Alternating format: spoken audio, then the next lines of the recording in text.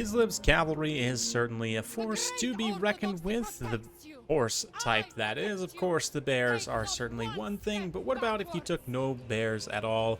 Especially against an armor-free faction, relatively speaking, like the Beastmen.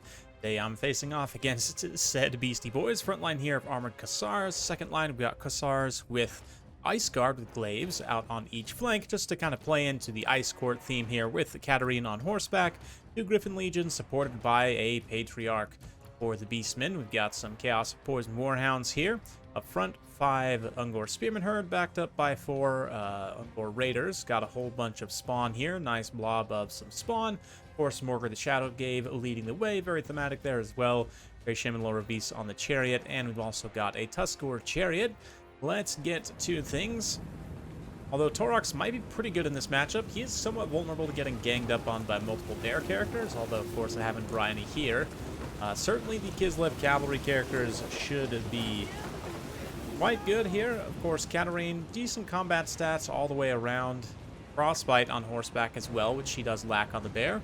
Although somebody like, of course, Boris has anti-large AP on the bear, which would also probably be very good in this matchup, but Ungor Spearman Herd get into combat here a little bit ahead of the Chaos Spawn and a little bit misengaged here. One of these Spearman Herd wanted to peel and get on this Armored Cussar, so the spawns could get a nice even engagement with infantry support. But regardless, the spawns are going to get in combat, do a great job in mulching through quite a bit of this infantry. All of the infantry will provide range fire in the meantime, so we'll be able to do some good damage back to the spawn. But my opponent here getting a nice flank with those Cossars, the Poison Warhounds into the Cossars, trying to countercharge with the Dervishes to push them back. Ice Guards also taking some damage. Well, on the opposite flank there, you saw the Griffin Legions dealing with those Chariots. I managed to catch them with my opponent unawares. But we should be able to bail these guys out with a nice little Flock of Doom there, dealing some burst damage. I will say, for my opponent having Lore of Beasts, the Manticore summon is very expensive, so if I were in his position, I would probably want to save those Winds of Magic in order to try and summon up a Manticore to snipe either Katarine or the Patriarch. Probably the Patriarch, honestly, but anyway, Katarine missed already. Been doing a little bit of AoE magic damage over here. Just kind of cleaving through things, but the main story, a lot of this is down to the Griffin Legion. Even though my front line is starting to crumble pretty significantly, these two won decisively against those Chariots and are now starting to clean up some of the spawn. Even if they are the summoned spawn, still do need to be dealt with. So, man, I love Griffin Legion. They're so cool looking.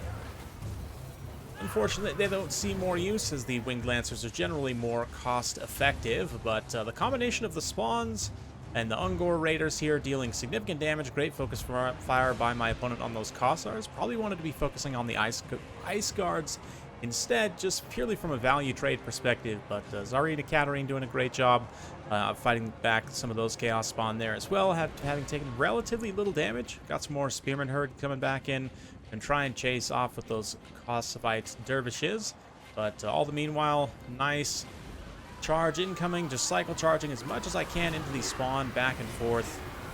Nice OP item of Patriarch, of course, is functional on horseback, which is one of the reasons why I'd probably say you might want to snipe him first if you didn't get the Manticore summon off here, given that this Dawes Brazier just gives insane AoE healing. Of course, also has the active Salyak's Lullaby, both of which synergize very well with a nice cav blob like this. But anyway, looking at the wide battlefield again, my opponent doing a decent job cleaning up lots of routing units, managed to just mulch that front line decisively. But this cavalry force doesn't have a lot of tools left that will be great for dealing with it. Although the Bray Shaman anti-infantry damage and armor piercing can do okay, especially on the upper tier chariot here. This is the Razorgore chariot, so it has a little bit more armor. 100 armor on there, decent armor piercing damage, 88 charge, only 339 attack. Still should be able to make contact surrounded by the Griffin Legion. Key for it, though, is to not get engaged by my own single entities, and also the Ice Guards with glaives, of course. Stand your ground active on them from Zarina Katarine up to 65 melee defense. Not the highest weapon damage in the world, only 28 total with 17 bonus versus large. Pretty significant, actually. Definitely increases their weapon strength pretty substantially. And, of course, the Frostbite does affect the speed of the Bray Shaman. Give them a little bit of Frost Blades just in time for the Bray Shaman to run away, so that's great. But hey, there you go. So we can dissuade him from coming back into combat there. In the meantime, Griffin Legion's just continuing to ride down the Ungor Raiders. Ungor Raiders, of course, one of the best low-tier skirmish units in the game, although they are limited by their short range. The Stock, Vanguard, decent-ish combat stats definitely help them, but they're no match at all for a heavy shock cavalry. Not quite elite heavy shock cavalry, but certainly mid-tier by the standards that we measure shock cavalry cost, at least. Morgar also being beautifully bogged down by the Ice Guards. He will do some damage against them. Let's see, 55 attack, 41 defense. Not the best chance to hit, but his combat stats actually are not that far off of Katarine's on horseback. If we look, same weapon strength. Katarine's got a little bit less attacks, very similar defense though. Finally, my opponent does have enough Winds of Magic to get the Manscore summon in. Better late than never, I suppose. And if he can come in and snipe out this Patriarch, maybe unify up all of his single entities to start to terrify away my units. Not a lot of these guys are immune to Psychology, and By Our Blood has been popped on pretty much everything except my Griffin Legion at this point. So, of course, we're going to get them in combat to support. Maybe? Nope, just kidding. Yes, maybe.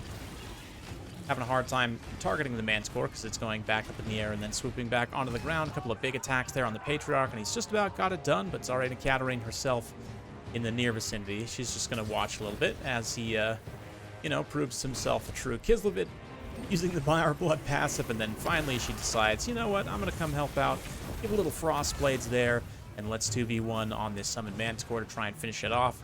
Wow.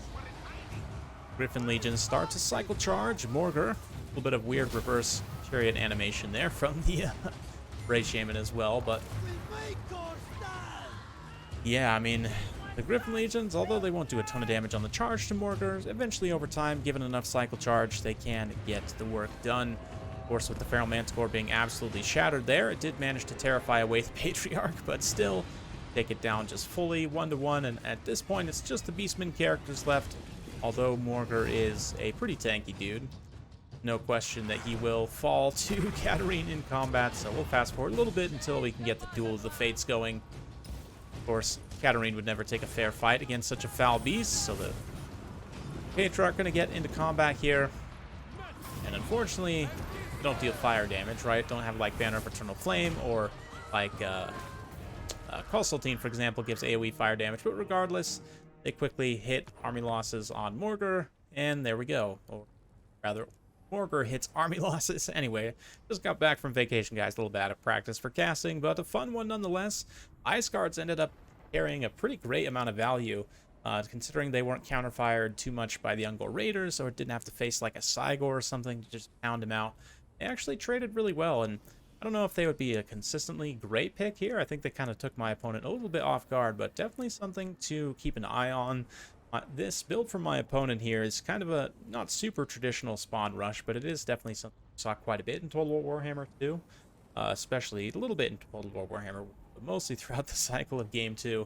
Something like this is quite strong, so the fact that I was able to deal with it pretty, not decisively, but definitely deal with it with Kislev, shows some of their strengths. I mean, the Griffin Legion cycle charging the spawns, although they didn't pay for themselves quite, they definitely helped out, enabling the Ice Guards to get that great value there. Starring to Katarine also. Nice skill totals with that AoE damage. These Kosovo Dervishes, though, I mean, MVPs for me for sure in a lot of ways. Chasing down tons of routing Ungors, making sure they can't come back and continue fighting, both of them paying for themselves. Just, they're definitely the most cost-effective light cavalry in the game, in my opinion. Mostly because of By Our Blood, but they're also just decent overall.